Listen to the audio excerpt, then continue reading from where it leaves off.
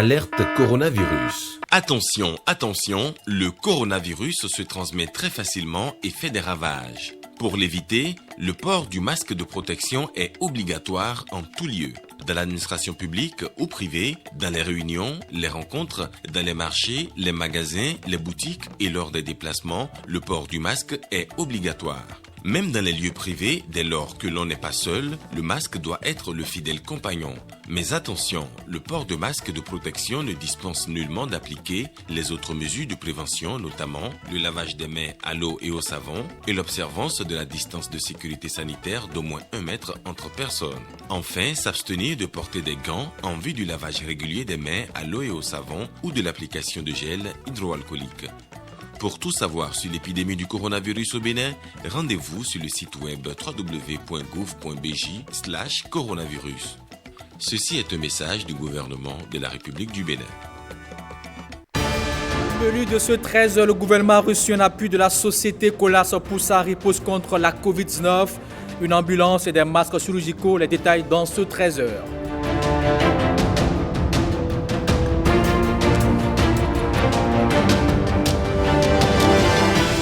Quatrième session extraordinaire du dialogue social, au menu plusieurs dossiers dont le budget 2021 du Conseil national du dialogue social. Les précisions dans une vingtaine de minutes.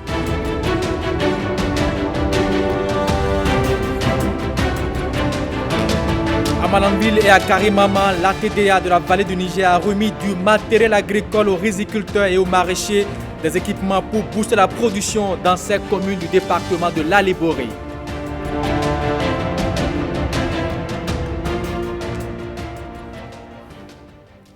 Bonjour à tous et bienvenue dans ce 13. Après l'étape de Gogounou, le président de l'Assemblée nationale, lors de son périple, s'est arrêté à Kandi. La commune subit elle aussi les affres des eaux depuis des semaines, hormis les dégâts matériels, l'on dénombre des morts.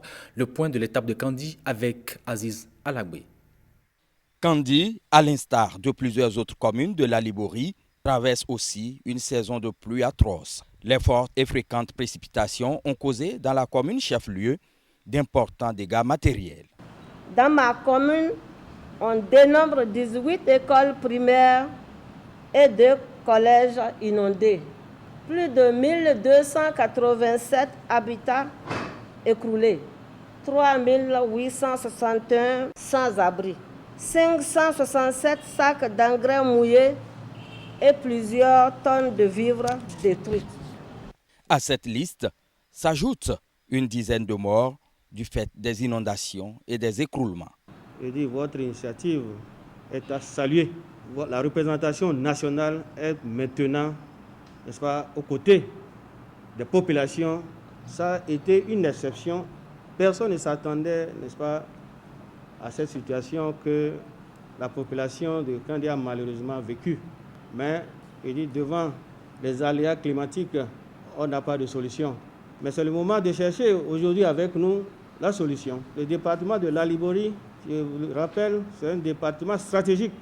Du point de vue économique, c'est la porte d'entrée principale, j'allais dire, de l'Interland.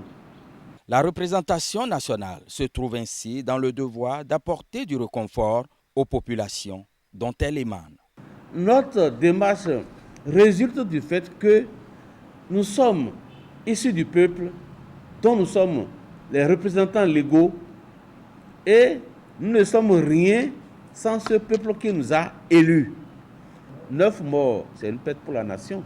Donc on ne peut pas entendre cela et rester inactif, et rester sans rien faire.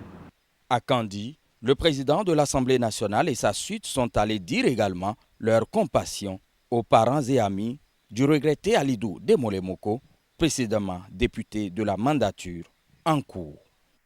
Revenons ici à Cotonou. Le ministre des Enseignements secondaires, techniques et de la formation professionnelle était face aux hommes des médias. Maounio Kakbo a expliqué de fond en comble les réformes initiées au niveau de l'enseignement pour une éducation de qualité. Jidansou, Jean Obémé pour plus de précisions.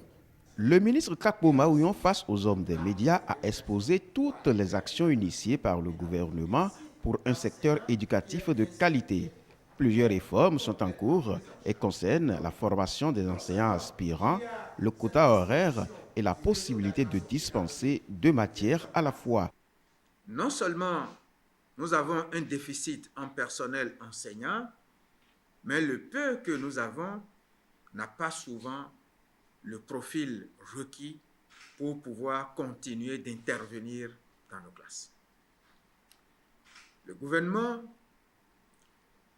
depuis 2016, s'est attaqué à cette situation pour lui apporter une solution efficace et durable. C'est dans cette perspective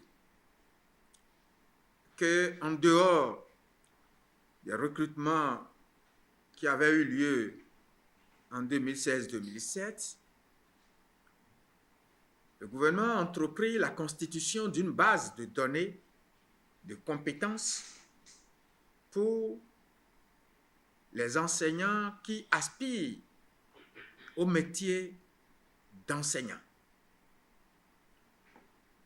L'année dernière, nous avons effectué 3 tests. Les 2 premiers nous ont permis de mettre à la disposition du ministère des enseignements secondaires techniques et de la formation professionnelle plus de 14 875 enseignants. Cela nous a amené, l'année dernière, à demander à certains enseignants qui étaient déployés, mais qui n'arrivaient pas à trouver la totalité des heures pour avoir un contrat complet, d'intervenir dans des disciplines connexes. L'objectif est de maintenir le système éducatif sur les normes de qualité afin de faire face aux impératifs de l'heure. L'arrêté qui régissait les charges horaires, les quotas horaires des enseignants aspirants avait prévu pour les enseignants aspirants adjoints un quota horaire de 22 heures plus 2 heures d'animation pédagogique. Et pour ceux qui sont des professeurs certifiés,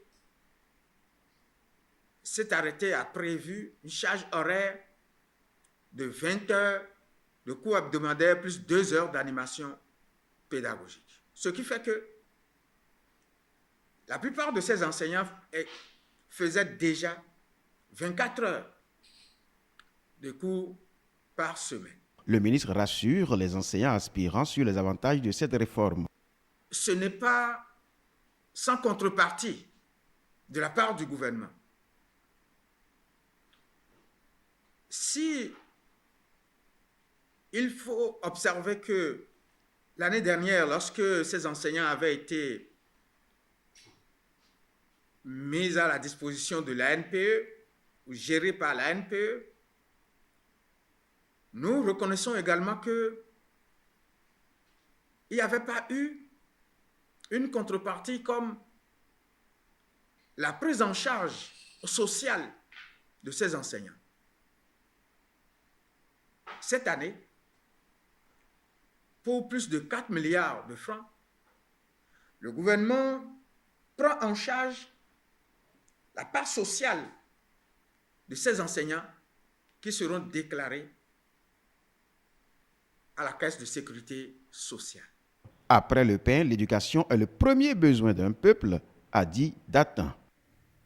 Restons toujours dans le domaine de l'éducation pour vous dire que la Fondation Abaquet a distribué des kits scolaires aux écoliers afin d'apporter un coup de main aux parents d'élèves en ce début de la rentrée des classes, comme visé par les donateurs, les élèves du cours primaire Le Point avec Romain Copin et Dor. C'est une opération de remise de 1000 kits scolaires menée par la Fondation Abaquet. En ce jour de la rentrée des classes, la Fondation Abaquet vole au secours des enfants démunis. Notre but, c'est toujours aider les plus démunis à être stables dans tout ce qui se passe. On ne fait peut-être pas grand-chose, mais le minimum qui est à notre force et possession, on le met toujours au service de nos enfants. Des kits composés de diverses fournitures scolaires de CI jusqu'au CM2. Pour les enfants de CI, on a mis 2 cahiers de 50 pages, le cahier de dessin, une règle, les stylos, protège-cahiers, taille crayon. À partir du C2, on a commencé à mettre des vrais dessinateurs, des cahiers de 300, 200, 100 pages, 50 pages, cahiers TP, les stylos de presque toutes les couleurs. Les bénéficiaires manifestent leur gratitude à l'endroit des donateurs. Je tiens à vous remercier beaucoup.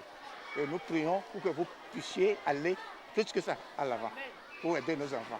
Pour que, après nous, notre départ, que la lumière soit plus éclairée que ça. Nous vous remercions. Nous vous remercions pour le geste, pour soulager la peine des parents d'élèves qui ont des difficultés pour acheter les fournitures juste au début de l'année. Au total, 5 établissements primaires et publics de la commune de Sémé-Podi ont été parcourus. La Fondation Abaké envisage faire le même exercice dans les autres communes du Bénin. La société Colas appuie le gouvernement dans la lutte contre la pandémie du coronavirus. Depuis juillet 2020, elle multiplie les actions sur le terrain. Ce mercredi, elle a fait don d'une ambulance et de plus de 15 000 masques chirurgicaux. Ces différentes sorties s'inscrivent dans le cadre de la responsabilité sociétale, bien sûr, de cette société. Un tour d'horizon de ces sorties avec Jérôme Hungbo et Alexis Quenom. D'une société routière française à un acteur mondial des infrastructures de transport, Colas Afrique impacte au Bénin plusieurs réseaux de transport. Et les exemples font légion. Mais pour cette filiale du groupe Bouygues, la responsabilité sociétale est d'une importance capitale. Ainsi, en juillet 2020, pour contribuer à la riposte gouvernementale contre le coronavirus, Colas Afrique a distribué près de 4000 masques traitables aux écoliers, élèves collégiens et agents de la mairie d'Abomey-Calavi. Nous vous promettons de faire bon usage de ce que vous nous offrez et sensibiliser nos parents et amis au respect des gestes barrières pour le mieux de tous. Vous avez au cœur le souci de voir nos apprenants composer dans des conditions normales dans le contexte actuel de Covid-19. Cela vient pour nommer parce que nous entreprenons déjà dès demain une tournée dans les différents centres d'examen de notre commune pour voir avec les chefs d'établissement comment organiser ces examens dans le contexte actuel de Covid-19. C'est pourquoi nous vous saluons. Qui donne aux enfants prête à Dieu, dit-on. Que l'Éternel des armées vous protège. Après Calavi, c'est au tour de Boycon de bénéficier des mêmes actions. Grand merci à Colas. Nous vous promettons d'être des messagers infaillibles, de pas de barrette auprès de nos camarades. Cerise sur le gâteau, ce mercredi, Colas Afrique offre une ambulance médicalisée entièrement équipée et 10 000 masques chirurgicaux au gouvernement, et ce, en présence du directeur général en charge de l'Europe, du Moyen-Orient et de l'Afrique. Cette crise mondiale, qui est inédite pour tout le monde, a été extrêmement violente. Et vous le savez, je suis en charge d'un territoire assez large en Europe, en Afrique et au Moyen-Orient. Et je dois vous féliciter là aussi, monsieur le directeur de cabinet, vous et vos équipes, pour la réaction du Bénin face à cette crise. Et aujourd'hui, vous êtes un exemple à suivre pour tout le monde. Et les chiffres de mortalité du Covid au Bénin sont vraiment extrêmement bas et je ne peux que vous en féliciter. C'est bien la preuve de l'efficacité de votre réaction et de l'ensemble des actions et des décisions prises par le gouvernement.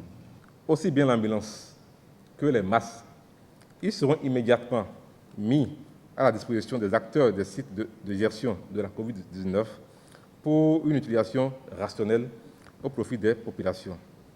En conséquence, monsieur le directeur général, je voudrais exprimer au nom du gouvernement du président Patrice Talon notre profonde gratitude à vous et à tout le groupe Colas pour ce geste de solidarité qui confirme encore une fois vos liens forts et votre attachement à la paix d'Afrique et à celle du Bénin. En dehors de cet appui au gouvernement, Colas Afrique s'illustre également dans la réalisation d'autres œuvres socio-communautaires au profit des populations bénéficiaires de ces infrastructures. Parlons à présent de la séance de restitution des résultats de la phase pilote du projet Un détenu provisoire, un avocat, qui s'est déroulé du 9 août 2019 au 6 septembre 2020. Eh bien, les responsables de ce projet ont tenu un point de presse au cours duquel la reddition des comptes a été faite. Edmond Rungbo, Robin Copin et Dor. Le renforcement du respect des libertés fondamentales et les droits humains des personnes incarcérées constitue la feuille de route de ce projet qui vise à assurer l'accès à un avocat et à une défense indéfectible aux personnes en situation de détention dans les prisons civiles du Bénin. C'est l'heure du bilan des activités qui ont marqué la réalisation de la phase pilote du projet Un détenu provisoire, un avocat. Au total, 165 personnes en détention provisoire dont la durée de détention provisoire est supérieure à 3 ans, dont 17 femmes, soit la totalité des femmes en détention provisoire de plus de 3 ans, ont été prises en charge par 47 avocats commis dans les maisons d'arrêt de Cotonou, Porto Novo, Apro-Misrete, Ouida, Abomey-Calavi, Lokossa, Abomey, Savalou, Natitengo, Parakou et Kandi. Ce projet contribue aux efforts menés par le gouvernement béninois qui fait de l'aide juridictionnelle l'un des piliers de l'accès à la justice. Les conclusions de cette opération, un détenu provisoire pour un avocat, nous seront utiles afin d'affiner les règles qui devront régir bientôt les interventions des avocats au profit des plus démunis de nos concitoyens. Appuyé par l'Union européenne, le projet Un détenu provisoire, un avocat se procède par la prise de contact des avocats aux diligences pour assister le détenu provisoire jusqu'à la reddition d'une décision judiciaire sur l'action publique en première instance. Remise de matériel agricole aux riziculteurs et maraîchers des communes de Karimama et de Malanville. L'Agence territoriale de développement agricole Vallée du Niger jette ainsi les jalons d'une production croisière du riz et du produit maraîcher. La cérémonie de remise des 10 équipements s'est déroulée à la direction générale de la TDA à Malanville. On se laisse en Royaume Aziz Alagbe pour le compte rendu. C'est au total 280 millions de francs de capitaux mobilisés pour promouvoir et relancer la filière riz et produits maraîchers, les deux filières locomotives de l'Agence territoriale de développement agricole Vallée du Niger. 250 hectares de périmètre aménagé, 250 motopompes, des kits maraîchers, sans omettre les semences, les engrais et des crédits accordés aux producteurs. C'est pour servir pour la production du riz, c'est pour servir pour la production des cultures maraîchères, les deux filières que nous avons en priorité dans notre pôle. Les années à venir, vous allez constater tout ce qui sera mis à votre disposition pour atteindre les objectifs de production du gouvernement. Le pôle 1 a à sa charge 33% de la production de riz à consommer au Bénin, soit plus de 300 000 tonnes par an à partir de 2021. Le gouvernement n'entend pas lésiner sur les moyens pour y parvenir. Aujourd'hui, c'est du matériel neuf flambant. Quoi de plus pour vous galvaniser? Pour vous galvaniser à produire davantage. D'ici 2022 au plus tard, nous devons atteindre au Bénin la production d'1 million de riz paddy. Et je sais que vous êtes capables. Le gouvernement est en train d'accomplir son devoir. À vous de lui retourner la marche. Ce que nous voulons faire ici avec vous, des gens vont croire que c'est de l'amusement. Au même moment qu'on vous demande de produire, on vous demande de vous enrichir. Est-ce qu'il y a mieux? C'est celui qui travaille qui trouve. Or, on nous demande aujourd'hui de travailler. Et les moyens sont là pour vous. Les producteurs de la vallée du Niger devront donc faire preuve de détermination en vue de la maximisation des rendements, la garantie d'un retour sur investissement. Je remercie très sincèrement donc le gouvernement de son Excellence Patrice Talon pour tout ce qu'il est en train de faire. Ce que vous recevez, c'est une obligation pour vous, une obligation morale de le gérer en toute transparence dans nos villages respectifs pour atteindre les résultats. Il va falloir donc mériter cet honneur, faire en sorte que tous ceux qui sont en train de se battre pour mobiliser les moyens, qu'ils puissent avoir le courage de le faire parce qu'ils savent que ces moyens qu'ils sont en train de mobiliser leur permettent donc d'atteindre les objectifs qui se sont fixés et que le gouvernement leur a fixés. Merci pour l'accompagnement que vous apportez à la TDA Vienne et à nous producteurs pour une productivité croissante. Chers producteurs des communes de Malanville et de Karimama, en votre nom, je prends la parole ce jour pour assurer toute l'assistance que les matériels et équipements qui nous ont été donnés seront utilisés dans les règles de l'art. La production de contre-saison est l'autre levier sur lequel devront appuyer ces producteurs. Restons à Malanville où la 3e session communale s'est tenue sous la houlette du maire Gado Guidami. Les élus communaux se sont une fois encore penchés sur les questions de développement local. Le point avec notre équipe de l'antenne régionale de Malanville. 27 conseillers communaux sur les 29 que compte Malanville viennent se prononcer sur les grandes questions de développement de leur commune. Ce qu'il nous faut pour notre conseil communal, c'est la stabilité pour aller vers le développement maintenant. L'option qui est faite, c'est d'avoir donc un conseil communal apaisé, un conseil communal orienté vers le développement. Chacun des prédécesseurs ont fait ce qu'ils ont pu. Et il nous faut aujourd'hui nous mettre donc en ligne de bataille pour apporter notre contribution afin que nous allions un peu plus de l'avant. Parmi les 12 points objets des débats figure l'autorisation de création d'un établissement public à caractère intercommunal et l'adoption des documents de base de la Régie autonome de gestion du marché international de Malanville, Rajemim. Cette régie aujourd'hui est en train de connaître une réforme et les réformes sont sanctionnées par des tests fondamentaux, en tout cas des tests en général, pour donc asseoir une base moderne dans la gestion donc, de ce marché. Donc les statuts, règlements intérieurs doivent être adoptés au cours donc, de cette session. Nous avons également retenu d'adopter le test devant Régie, la création, n'est-ce pas, de ce qu'on a appelé donc l'établissement public de coopération intercommunale entre Malanville et Karimama. Et nous devons donc lui en donner donc un acte de naissance à travers l'adoption donc de ces tests qui, dans l'ensemble avec les tests de Rajemim, seront transmis à l'autorité de tutelle. Je rappelle que pour ce qui concerne la Rajemim, l'adoption donc de ces tests fondamentaux est l'un des points cruciaux donc de mon programme d'action.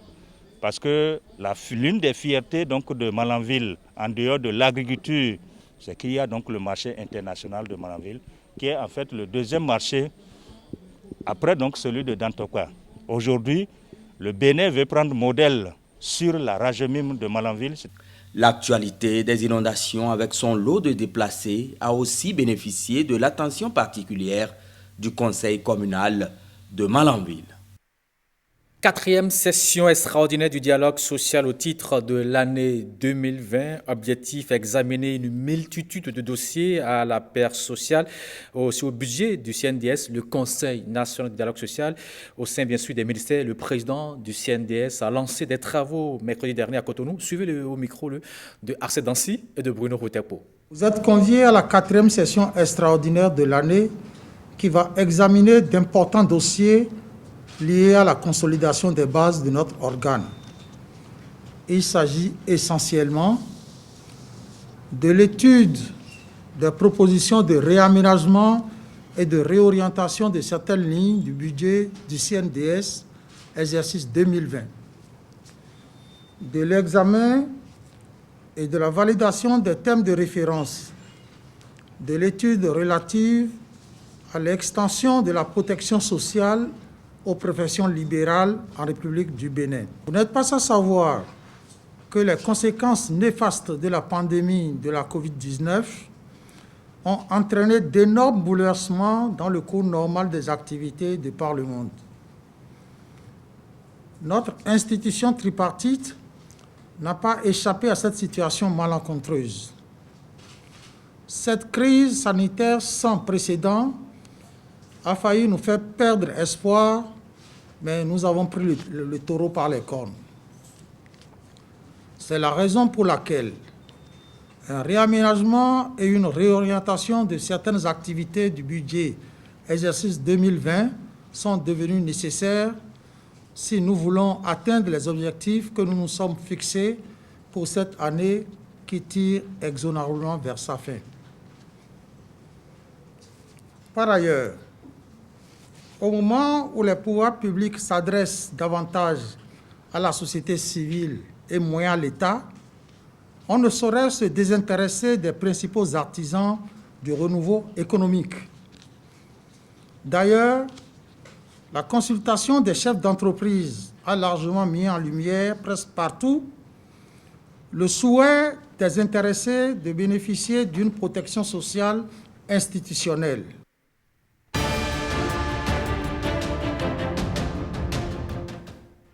Hors de nos frontières, en Afrique du Sud, les compagnies aériennes ouvrent à nouveau leurs portes après 6 mois de fermeture pour cause de pandémie coronavirus. En France, Emmanuel Macron a reçu son homologue au Kenya. Le point de l'actualité à l'international avec Axel Dansé. En Afrique du Sud, les activités ont repris au niveau des aéroports. Les premiers vols internationaux ont atterri ce jeudi matin à Johannesburg, marquant la réouverture des frontières du pays après plus de 6 mois de fermeture pour lutter contre le coronavirus. Premier pays industrialisé du continent, l'Afrique du Sud a fermé ses frontières et l'interdiction de voyager a impacté le secteur du tourisme qui emploie environ 1,5 million de personnes et contribue à plus de 8,5% du PIB. En France, le président Emmanuel Macron a reçu hier son homologue Uhuru Kenyatta. Objectif, renforcer les relations économiques entre les deux pays. Cette visite de travail du président kényan s'inscrit dans le cadre de la signature de 3 contrats. L'un des contrats porte sur le financement d'un projet de ligne ferroviaire qui doit relier l'aéroport au centre de Nairobi.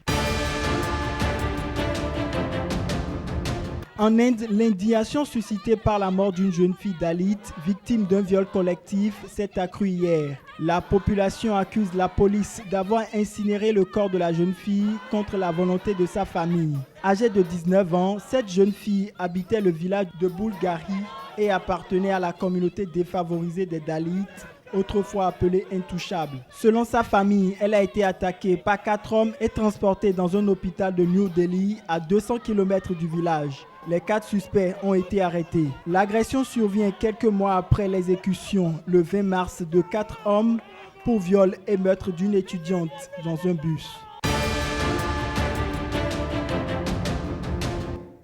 Voilà qui met thème à cette édition de la mi-journée. Merci d'avoir suivi. Toute l'équipe se joint à moi pour souhaiter une très belle journée. À demain 13h, si Dieu le veut.